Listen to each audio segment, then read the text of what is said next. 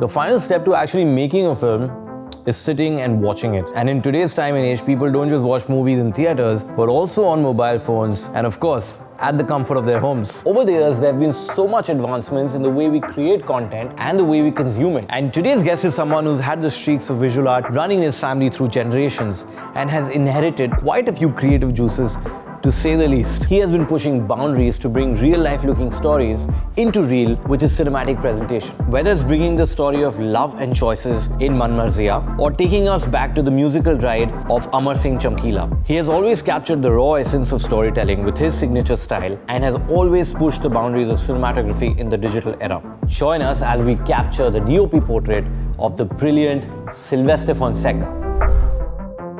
So great to have you finally on DOP Portraits. We've been actually really wanting to do this. And without further ado, I really want to jump into your cinematography journey. How did you get here? How did you start shooting films, ads, OTT stuff? Please tell me a little bit about it. Firstly, thank you for having me here. So my parents are part of the industry. Correct. So I had exposure to this industry and like cinema and advertising. Since I was born, I've been going on sets as a kid. So I've been very fascinated with all the things around me. When I was in the 6th grade or 7th grade, my parents gifted me a stills camera as well. Okay. And at that time, there was only film stills camera. Yeah, absolutely. So you had to really think about what you're clicking, and then you had to finish the roll, and then maybe a month later you'd figure out what decision you made is right or wrong. I was wondering whether is this what I want to do? Do I want to be a photographer?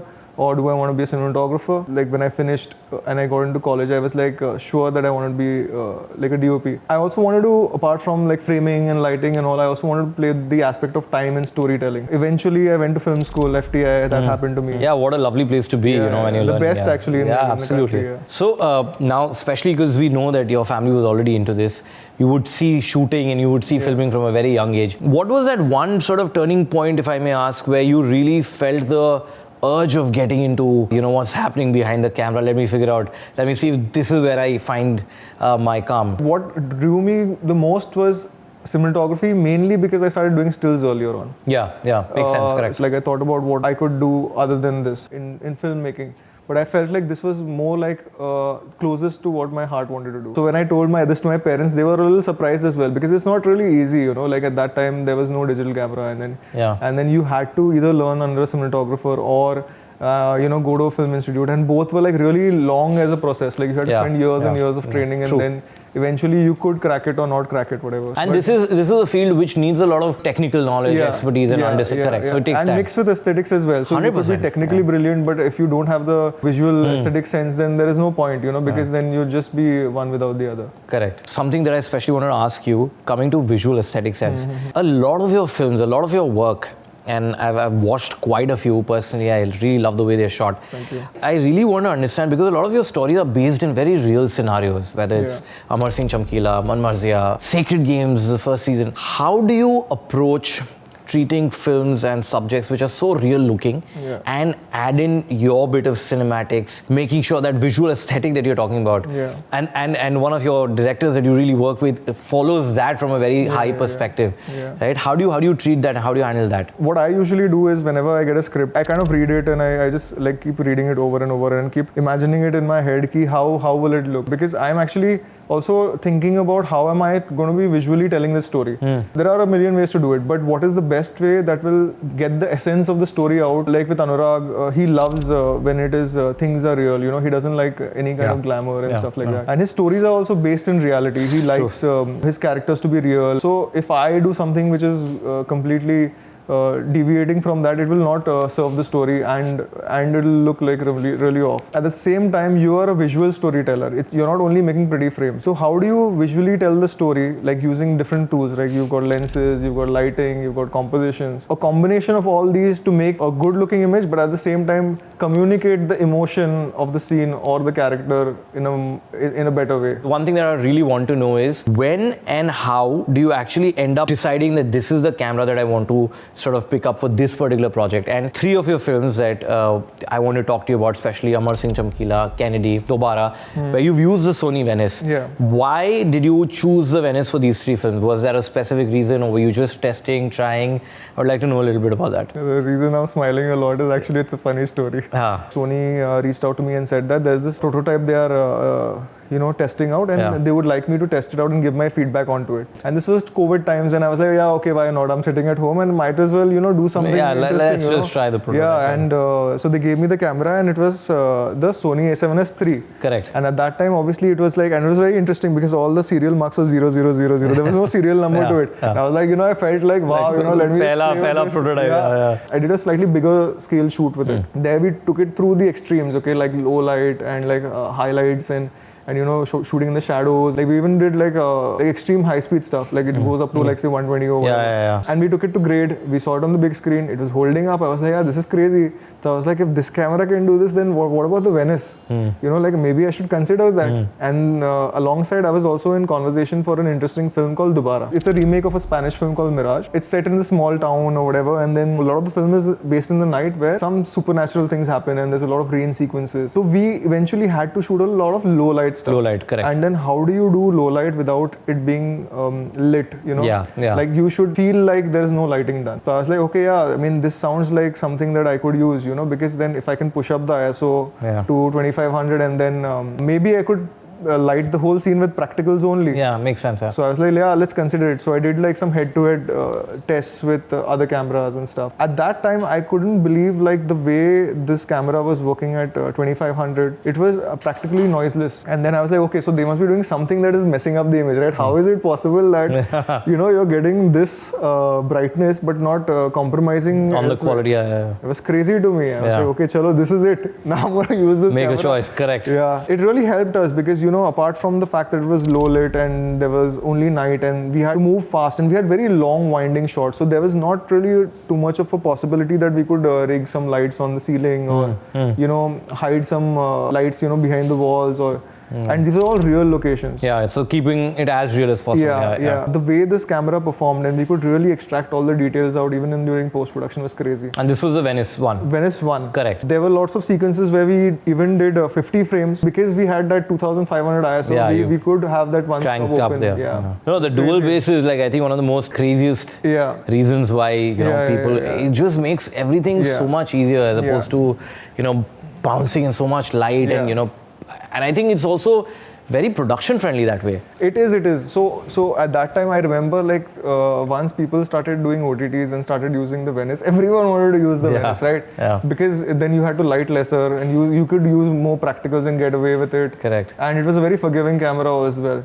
Color science was also good, like skin reproduction was good, the colors in the background were good, even it was handling all saturated lights. Yeah. So then I was very happy with the way the film turned out. Like it was very close to what I'd imagined. And the next opportunity was Kennedy, right? Kennedy is a film, it's like a neo-noirish film and it's set in real locations again, right? In and around Bombay. It was a very low budget film, right? We were shooting in the streets of Bombay at night, which meant that we either had the option of lighting a certain patch. Or you use available light and then you shoot anywhere you want. Like, obviously, you have to aesthetically choose the locations also, right? Correct, absolutely. You have to choose streets that have a little bit of light. Character and light. And then you can add a little bit like paint a couple of walls or whatever. So that really helped us have the flexibility of locations.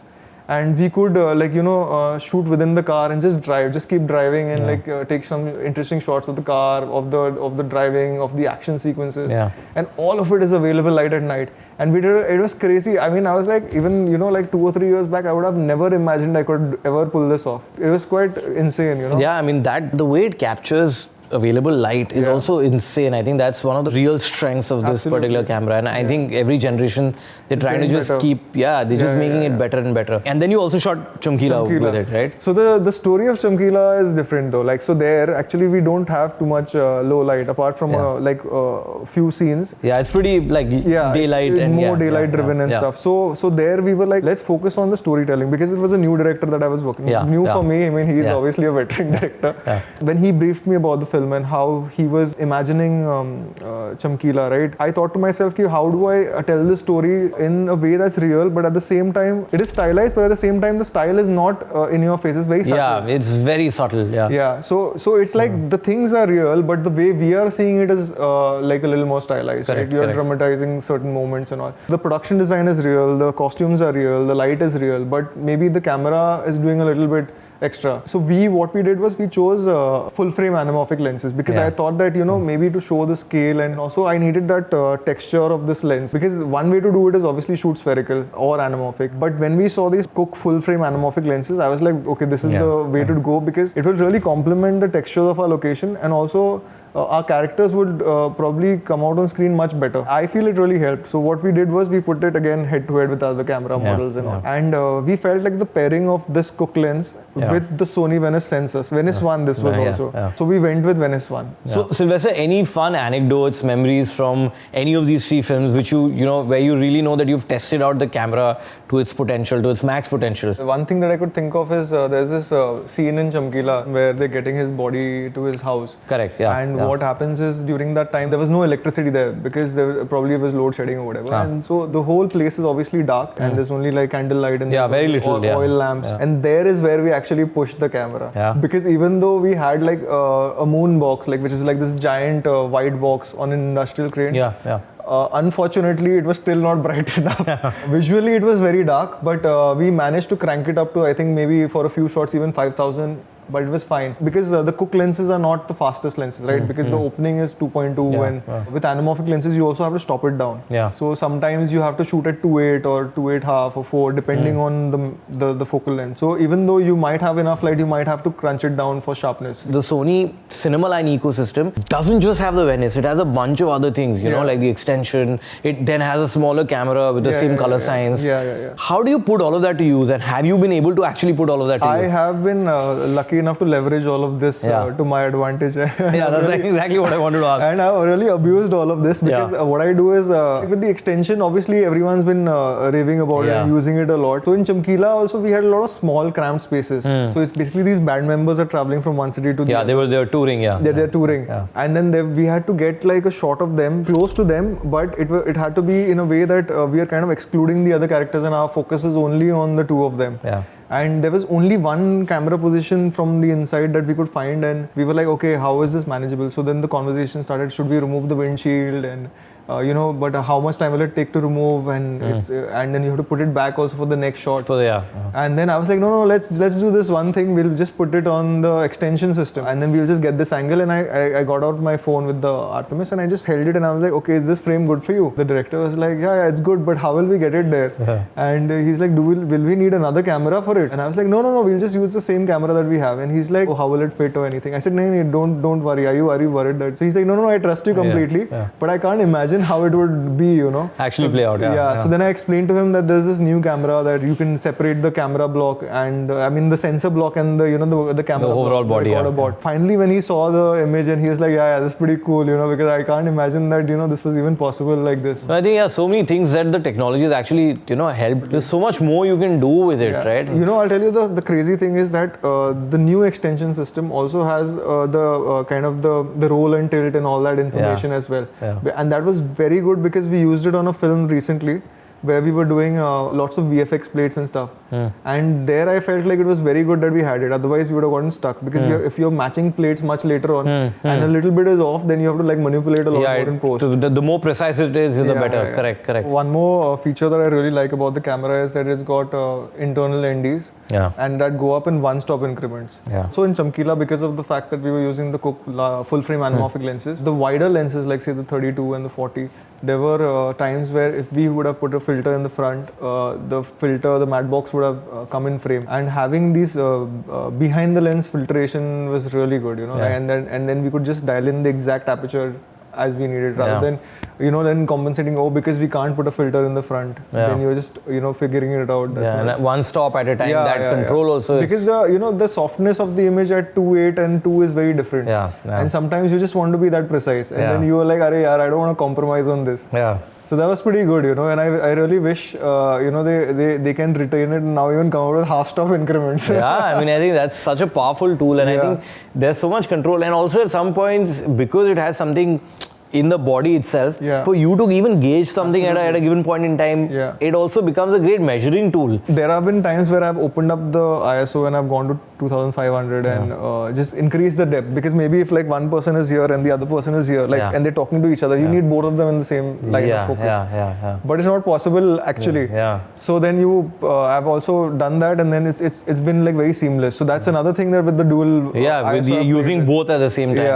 I think that also kind of helps, and you get that both of them in the line of focus. Apart from that, what also happened is when we cut the footage together, right, within the same scene we had Sony Venice and we also had the FX3 material cutting together.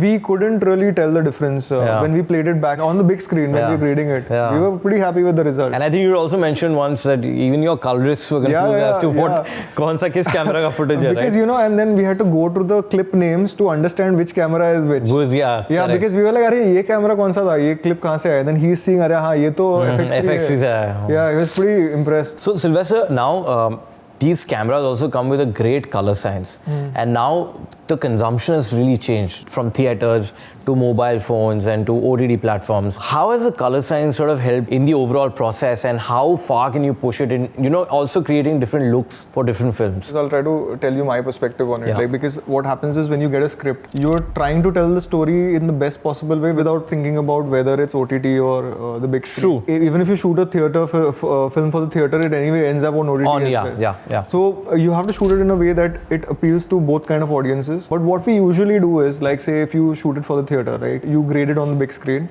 You make a version, HDR version, based on the theater version. So what I usually do is I check it on a laptop or an iPad, and if it looks good there, then I know that my basic is right. And then obviously from there it will change differently on different screens and TVs and stuff. Technically, I always try to make sure like my like highlights and shadows are protected. And when I grade for the theater, I can push it a little more versus OTT, because I know when people are watching it in the theater, it's going to be a dark environment, and also people are focused on watching the image, and versus when people are consuming it at home or like on their mobiles, unfortunately that people are not maybe going to be focusing on the film the whole time, and the lights are going to be on in the room, so you can't possibly leave it the image that dark.